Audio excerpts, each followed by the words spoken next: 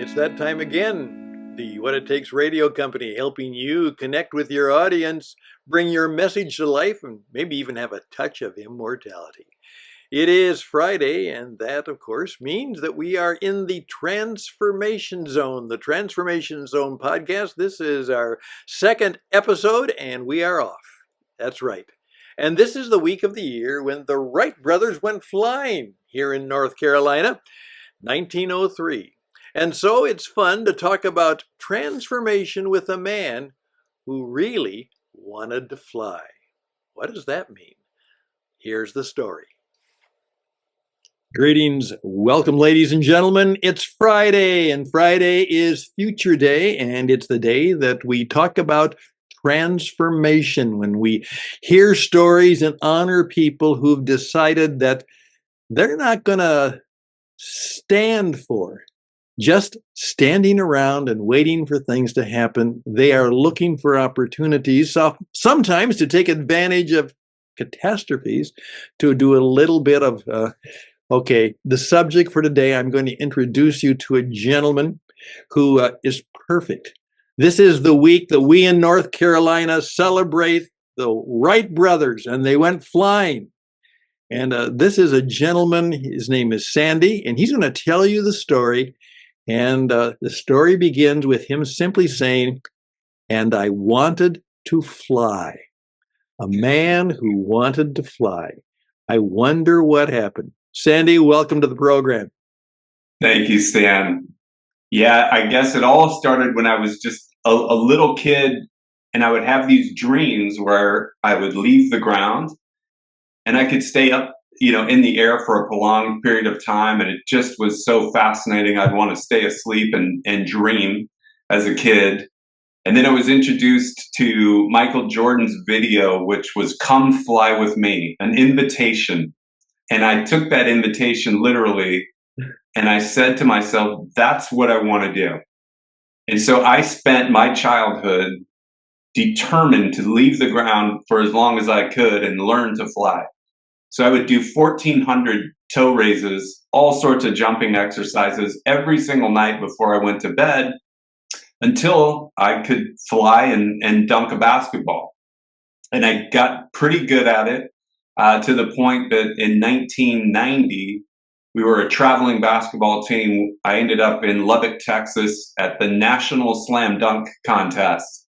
And I was fortunate enough to win that contest. We went on as a team to win a couple of national championships. I was then a 4-year starter on the basketball team at the University of Colorado. And I had realized what it was like to fly for a brief minute.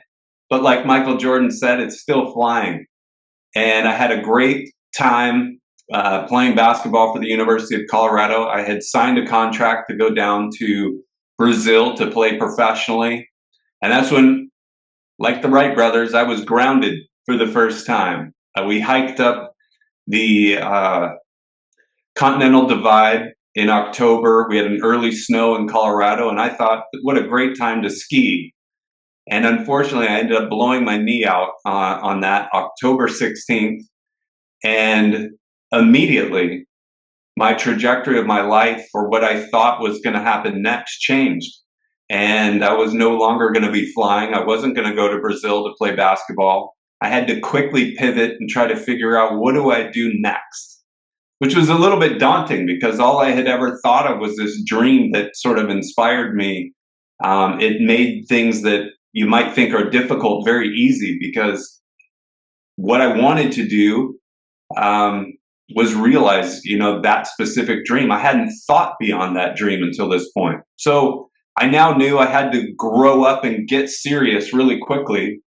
And here comes the professional world. So I did what I knew at the time with the level of awareness that I had. I applied what I did in athletics to my professional life. And I took the approach that I was going to size up the competition, put my head down, and try to outwork everybody and move up. And I did that for about 3 decades, quite successfully. Became regional vice president, ran hundreds of millions of dollars, had big giant teams, became president, of different companies. But what I realized at the end of this 3-decade journey, I had never gotten really clear about what I truly wanted. I just knew what I thought I wanted. I thought, I just want to be successful. I just want to make money. And You of just want to course, fly. those two things were true, but they never grabbed me the way flying grabbed me. Yeah, right. Okay. And so I found myself kind of questioning a lot of things, as a lot of people do, throughout their life. And it was right around the time I started to develop these severe migraine headaches. And doctors couldn't figure out what was going on. Through the process of elimination, they'd gotten down to the only thing we have left is a CAT scan. And I went in to get evaluated, had the CAT scan. And I remember as I was sitting around waiting for the results of these tests to come back, kind of doing an inventory of my life. And I felt this thing inside my heart that I was trying to convince myself that I had lived a great life because I didn't know what was going to come back, versus this little bit of doubt that was creeping in, questioning, like, did you really? Like, did you dare to really explore the limits of life? Have you really let the best version of yourself come out? And I found myself, going in to see the final results, answering that question, saying, I have had an amazing life, but I know that I've never really tested myself to see what the best version of myself would look like. So fortunately, the results came back. They were all negative. They really couldn't figure out what was going on. Turned out I had an allergic reaction to alcohol. And so from that day forward, I've never had a sip of alcohol again. And what I realized is that what started a process of removing interference, sort of quieting the environment around me to let me get in touch with my true self, my higher self, and higher intelligence.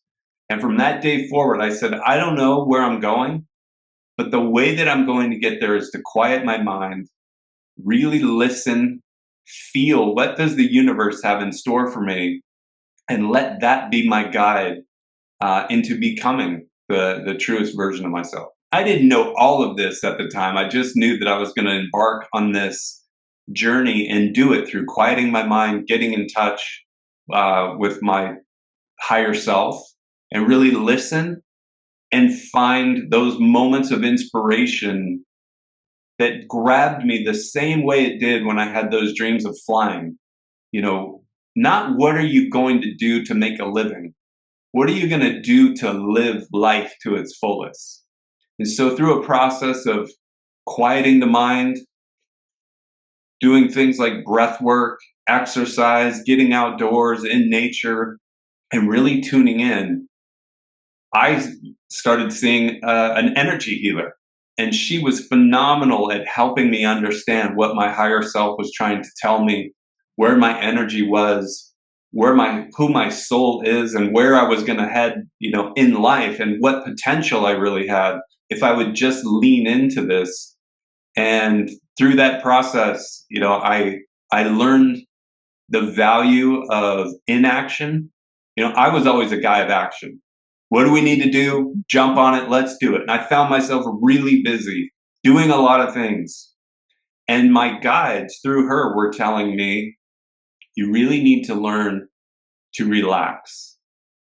Just enjoy life. Learn to just be. That's where the magic is, which was very uncomfortable for me. But as I did it and started to practice it, I got really in touch with this power of inaction that I learned, which is to wait around with intention for finding what you want to do most in life. And you wait for those moments of inspiration. And when you're inspired, that's when you spring into action. So those moments of inspiration came when I started helping people as a professional coach, as a consultant. I launched my own business. I explored, what I thought was a really dangerous topic way back when in the corporate world, and said, I'm going to go out and make it on my own. And I just found this amazing feeling that I get when I see somebody recognize and come in touch with their higher self, and they see how amazing they actually are, how much more confidence they can get, and how much more they can achieve in life by being their true self. And that has been just an unbelievable experience for me. So I've gone from wanting to fly, learning how to fly, become grounded, kind of knocked back, kicked around, some health scares, to now opening it back up and really learning to fly to levels that I've never experienced before. And I owe it all to that journey. Well, that we're thinking about, like I said, this is the week that the Wright brothers did their first flight. One of the things when you look at their story is that there were Orville, those guys, they were the two, but there were a number of people who actually were friends and helpers who are very much a part of the story, but nobody knows of them. Do you have some of those kind of flight attendants who helped you see some of those new realities in your life? You mentioned the one, but were there other people, other things that made this kind of happen for you or help you happen? Yes. And one of the things I'll point out before I start naming names is one of the things that I realize now in looking back, I'd become so isolated in those 30 years of thinking everything was up to me. My identity said, you're the president, you need to have the answer. You're this, you're that, you're the former dunk champion, show it. And all this pressure of this identity of being who other people thought I needed to be and who I was telling myself that I needed to be were causing me to put way too much pressure on myself to figure everything out and to do everything.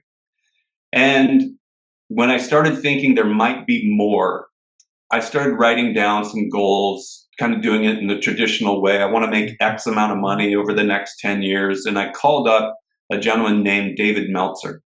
And David Meltzer is a famous coach, business and life coach, but he's also famous for running the company that Jerry Maguire, the movie, was made of.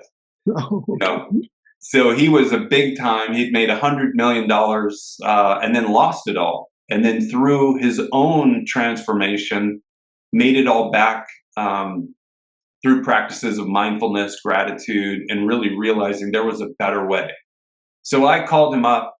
I knew he could help me, but I thought he was going to help me make X millions of dollars, over a 10-year period of time.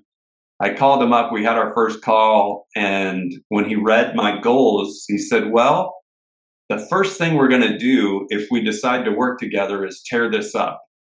And I said, what do you mean? I've spent all this time, this is what I want. And this is where I want to go. And he said, well, the moment you identify what you think you want and you put a time limit to it, you immediately introduce interference. It was the first time I'd heard that perspective of interfering with what I wanted as opposed to allowing what I wanted to happen. And he said, what we're going to do is look at it differently. Let's figure out where you want to go, where you think you want to go. We'll work as hard as we can to double what you have. And then we'll simply do it again as fast as we can. And that'll remove the interference of time and pressure. And that kind of started me down this journey. Then I read a quote from Rumi. And this was one of those dreams of where I could fly. It just hit me like right in the soul. And when I read it, the quote says something to the effect of, when I chase what it is that I think I want, my life becomes a furnace of stress and anxiety. But when I sit in silence, I realize that what I truly want also wants me. It's looking for me and it will find me. And that was this mind explosion for me that said, there's something to this. The idea that we can not chase what we think we want, but really sit in quiet and let what we really want form and develop a feeling for it, a passion. And when you develop the passion for what you truly want, then you realize that's what you're willing to suffer for to make it happen. joyfully. So when I found this passion for helping people, realize, how to be more in tune with your true self, how to really gain clarity and then build alignment around what you really want in life, you become transformational as an individual, as a leader, and you can take your company, your personal life to levels you never thought possible by taking a certain approach. And that approach is recognizing your patterns. So we all have patterns that are built over the way we've been taught to think, the way we've been taught to feel, and our own experiences, which cause us to think and feel. Those develop our actions, and our actions develop our patterns, and our patterns create predictable outcomes, And so if you want to change your world around you, you have to become adept at taking a step back and looking at yourself and giving yourself some space so that you can realize, what am I thinking on a daily basis? Because your mind is the first thing that's either going to allow you to think bigger and think what's possible, think in a framework of abundance, or it's what's driving you to fear-based thinking or a lack thereof or scarcity thinking. And I was amazed. I would have told you, Stan, 5 years ago, I'm a very positive person. But when I started to step back and recognize the way I was thinking, I was filled with fear. I was filled with, well, what if this happens? What if that happens? And what if the stock market crashes? So then I was introduced to Deepak Chopra in his 7 Laws of Spiritual Success.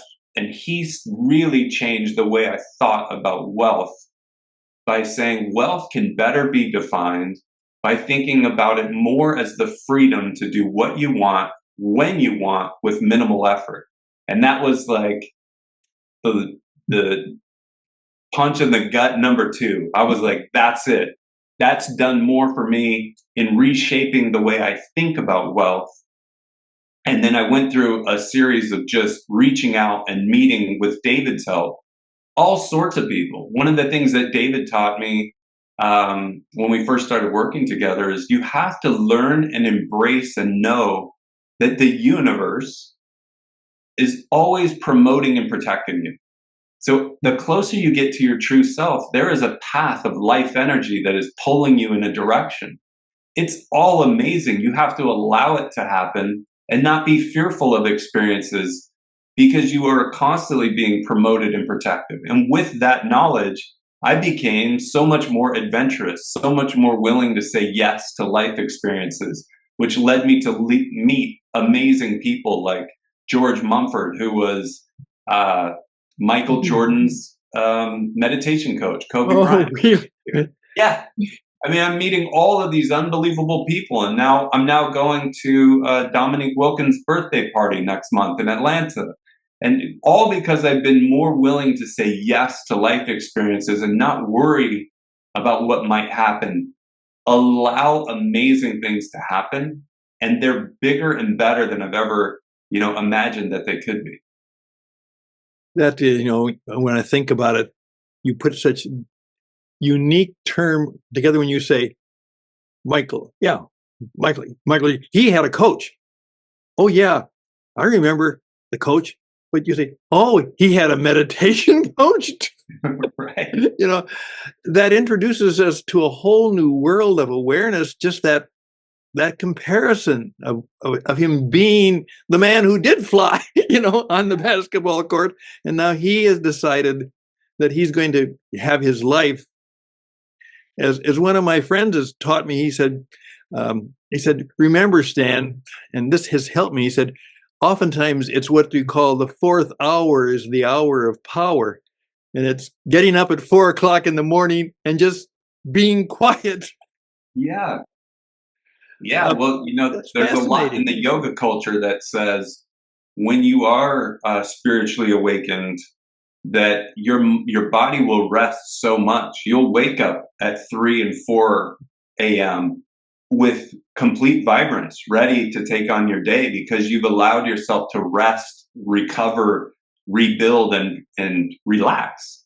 And so much, I think, about life and performance comes down to, and we're getting smarter about this, about recovering and relaxing. so that when the opportunity comes for you to apply yourself, you can move forward with all of your energy because it's inspired energy. Now, if you're constantly doing and just busy, you're constantly depleted. So you're having to rev yourself up all the time for everything. Doesn't matter if it's a meaningless task or a big task. And that's why so many people are running around like completely worn out, stressed, and depleted. And then how do you have time for your friends, your family, your important relationships, your hobbies? You don't have a lot of time to live. So I can see, so much, especially with all the mental health stuff going on in the world today. The more that people can realize they have a life energy, it's like a wave in the ocean.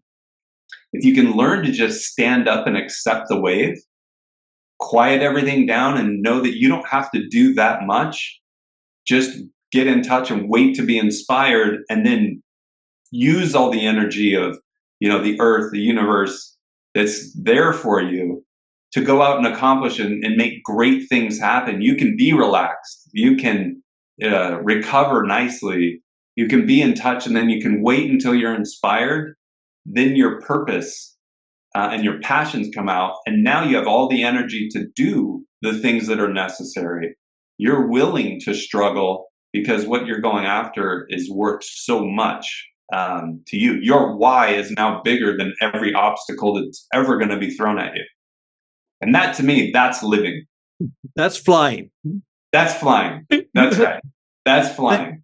Thank you so much. This is a wonderful. I've known part of his story, but every time I have a chance, he's smarter, and yet he's more relaxed, and that's the I point. would say even kinder and gentler every time I talk to you.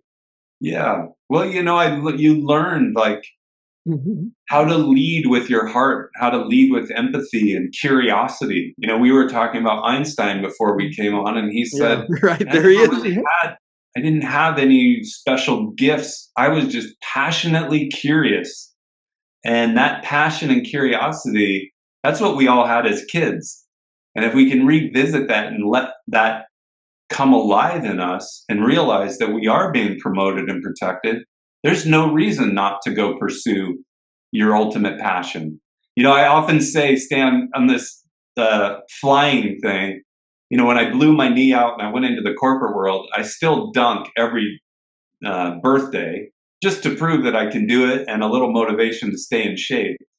But I've realized I'm not going to be the Michael Jordan that flies through the air, but I can be the Michael Jordan of happiness, the GOAT of happiness. No one can interfere with my ability to be as happy as I can possibly be.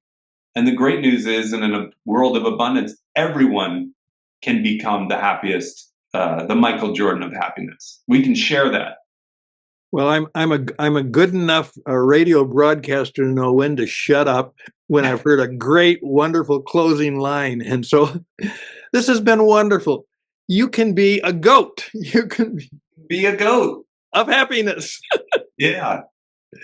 How can people, I know you're in the business of helping people, so it would be good if you would just let us know if people want the kind of help that you offer, how could they reach out to you? Yeah, they can find me at sandygolgart.com. It's SANDEGOLGART.com. My website will allow you to get directly in touch with me. It's always me. I don't have anybody that manages those things. And LinkedIn is also a great place. I'm the only Sandy Golgart on LinkedIn, so you can find me there. Thank you so much. Again, and it's always a pleasure. It is, and best and blessings to us all. And we can remember that we still can fly. That's still right. Can fly. All the best to you, my friends. Have a wonderful season of blessing and gratitude, and may it go well for you. And again, we're going to have on the Transformation Zone program, of course, we're going to see if we can get this flyer to come back on our regular basis. So thank you so much. All the best. Bye for now.